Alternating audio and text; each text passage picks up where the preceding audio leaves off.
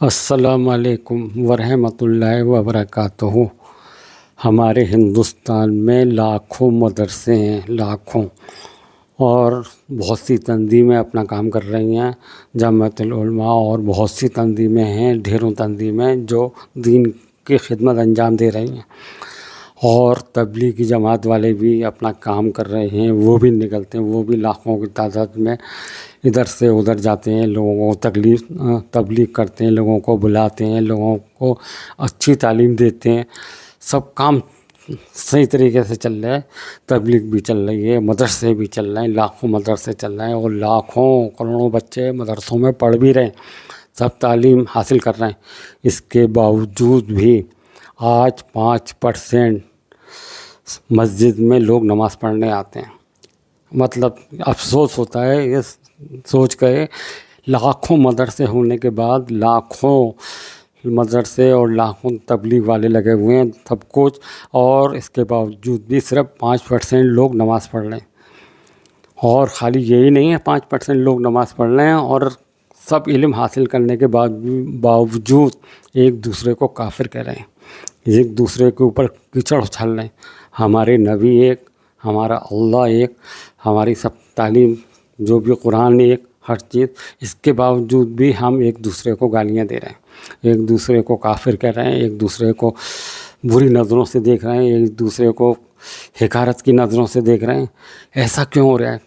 یا تو ہماری تعلیم میں کچھ کمی ہے کہ ہم لوگ صحیح مدرسوں کے اندر جو تعلیم ہونی چاہیے وہ نہیں دے پا رہے، جس کی وجہ سے آج یہ 5% اور لوگوں کو ایک دوسرے پہ اس بات کی تو چنتا ہے کہ سینے پہ ہاتھ باندھ رہا ہے، کہ وہ پیٹ پہ باندھ رہا ہے، وہ زور سے آمین کہہ رہا ہے، وہ نہیں کہہ رہا ہے، یہ سب کی چنتا ہے۔ وہ جو 5% آ رہے ہیں وہ بھی آپس میں لڑ رہے ہیں، اور جو 95% نہیں آ رہے ہیں اس کی کسی کو چنتا نہیں ہے، کسی کو فکر نہیں ہے، کسی کو، کہ بھئی وہ 95% نماز ہی نہیں پڑھ رہے ہیں، بھئی کم سے کم وہ آ تو رہے ہیں کیسے بھی کر کے، چاہے وہ کہیں پر بھی باندھ رہے ہیں سینے پہ۔ ہمارے نبی نے ہر طرح سے کرا ہے، سینے پہ بھی باندھا ہے، پیٹ پہ بھی باندھا ہے، نیچے بھی باندھا ہے، ہاتھ، ہر طرح سے کا عمل موجود ہے، ہر طرح کی حدیثیں موجود ہیں۔ پھر ہم کیوں آپس میں لڑنے میں لگے ہوئے ہیں، ایک دوسرے پہ طنز کسنے میں لگے ہوئے ہیں، ایک دوسرے کو کافر کہنے میں لگے ہوئے ہیں، ایک دوسرے کو برا بھلا کہنے میں لگے ہوئے ہیں، جبکہ ہمارے نبی نے ہر طرح کا عمل کر کے دکھایا ہے۔ تو اس میں لڑنے کی کوئی ضرورت نہیں ہے۔ لیکن جو 95% آدمی نماز ہی نہیں پڑھ رہا، اور ہمارے نبی کا فرمان ہے ایمان اور کفر کے بیچ کا اگر کوئی فرق ہے تو نماز ہے، اور جب ہم نماز ہی نہیں پڑھیں گے تو ایک طریقے سے کافر ہے وہ جو آدمی نماز نہیں پڑھ رہا۔ لیکن ہم نماز چھوڑ دیتے ہیں، اور جو نماز ہے اس کی فکر بھی نہیں ہے لوگوں کو، ہمارے عالموں کو، ہمارے مفتیوں کو، ہمارے اماموں کو، ہماری اس بات کی کوئی فکر ہی نہیں ہے کہ ہمارے یہاں اتنے لوگ نماز نہیں پڑھ رہے ہیں، 95% لوگ نماز ہی نہیں پڑھ رہے ہیں اپنے۔ تو یہ تو بہت ڈوب مرنے کا مقام ہے۔ ہم لوگ کیا تعلیم دے رہے ہیں؟ کیا مطلب جو ہمارے نبی اتنا بڑا دین لے کے آئے، اتنا بڑا، اتنا اچھا، اتنا، اور اس میں ہم آپس میں لڑنے میں لگے ہوئے ہیں، اور آپس میں ایک دوسرے کو گالیاں دے رہے ہیں، ایک دوسرے کو کافر کہہ رہے ہیں۔ تو یہ سمجھ میں نہیں آ رہا یہ کیوں کر رہے ہیں ہم؟ تو ہماری نبی کی کیا یہی تعلیم تھی کہ ہمارے صحابہ میں آپس میں اختلاف تھا، لیکن اس بات کا اختلاف نہیں تھا، کوئی صحابہ دوسرے صحابہ کو کافر نہیں کہتا تھا اپنا۔ آپس میں حضرت علی رضی اللہ تعالیٰ عنہ اور حضرت معاویہ رضی اللہ تعالیٰ عنہ کی آپس میں جنگ ہوئی، آپس میں ان دونوں نے دوسرے کو کافر نہیں کہا۔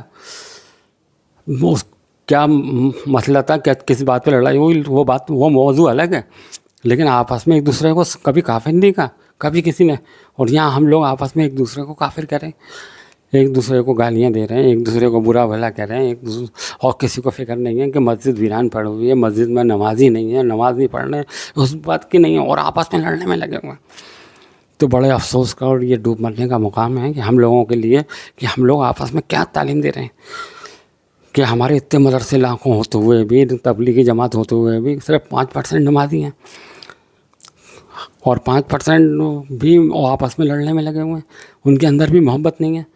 وہ سب ایک دوسرے کو، ارے یہ ویسے پڑھ رہا ہے نماز، یہ ہاتھ اوپر باندھ رہا ہے، یہ نیچے باندھ رہا ہے، یہ فلانا کہتا ہے، یہ رفع دن نہیں کرتا، یہ یوں نہیں کرتا، ایسا کرتا ہے، یہ گستاخ ہے اپنے۔ ابھی جو آدمی کیسا بھی ہے نماز پڑھنے آ رہا ہے اور اس کا معاملہ اللہ کے پاس ہے، لیکن جو نماز ہی نہیں پڑھ رہا ہے، جو اللہ کے حکم کو کی دھجیاں اڑا رہا ہے، اللہ اور اللہ کے رسول کی، اور نماز تو کیسے بھی معاف نہیں ہے۔ ہر حال میں نماز پڑھنی ہے، کھڑے ہو کے پڑھو، بیٹھ کے پڑھو، لیٹ کے پڑھو، اشارے سے پڑھو. ہمارے نبی تو ہر طرح سے بتایا اللہ نے، کسی طرح سے معاف نہیں ہے. لیکن ہم اسی میں لڑنے میں لگے ہوئے ہیں کہ وہ یوں اوپر باندھ رہے ہیں کہ نیچے باندھ رہے ہیں. کیا حالت ہو گئی ہے ہم لوگوں کی. اور یہ کون کرا رہا ہے؟ ہمارے نبی نے کہا ہے کہ ایسے کرنے کی. اب بھائی گستاخ ہے وہ تو وہ اللہ کا معاملہ اس کے ساتھ ہے. کوئی شرک کر رہا ہے، برا کر رہا ہے، لیکن مسجد میں تو آؤ، مسجد میں تو لے کے آؤ. لیکن ہمیں مسجد کی تو ہم آپس میں لڑنے میں لگے ہوئے ہیں. تو کیسے ہمارا بھلا ہوگا؟ کیسے ہم فلاح پائیں گے؟ کیسے ہم کامیاب ہوں گے؟ کیسے؟ اور اللہ تعالیٰ خود قرآن میں کہہ رہا ہے اگر تم آپس میں لڑو گے تمہاری ہوا نکل جائے گی اور تم مقابلہ نہیں کر پاؤ گے کسی کا بھی. اور ہمارے ساتھ میں یہی ہو رہا ہے، ہم آپس میں لڑے ہوئے ہیں، آپس میں ایک دوسرے کو برا بھلا کہنے میں لگے ہوئے ہیں. کم سے کم ہم یہ تو دیکھیں کہ بھائی اتنے ایک نمازی نہیں آ پا رہے ہیں مسجد کے اندر، مسجد ویران پڑی ہے، تو کیسے مسجد آباد ہو؟ اس کی کوئی فکر نہیں ہے. ہمیں بس یہ ہے کہ وہ یوں کر رہا ہے کہ وہ یوں کر رہا ہے. ہم ایک دوسرے کی ٹانگ کھینچنے میں لگے ہوئے ہیں، جبکہ نہ ہمارا اللہ ایک، ہمارا نبی ایک، ہمارا قرآن ایک، سب کچھ. لیکن پھر بھی ہم آپس میں فرقوں میں بیٹھے ہوئے ہیں. اور اللہ تعالیٰ تو اس کو پسند نہیں کرتا. آپس میں وہ پیار محبت پیدا کرو، آپس میں رشتوں کو جوڑو، آپس میں سارے جتنے بھی مسلمان سب بھائی بھائی ہیں اپنے. تو آپس میں پیار محبت پیدا کرو. اور ہم آپس میں لڑنے میں لگے ہوئے تو ہم فلاح کیسے پائیں گے؟ اللہ تعالیٰ ہم سب کو ہدایت دے.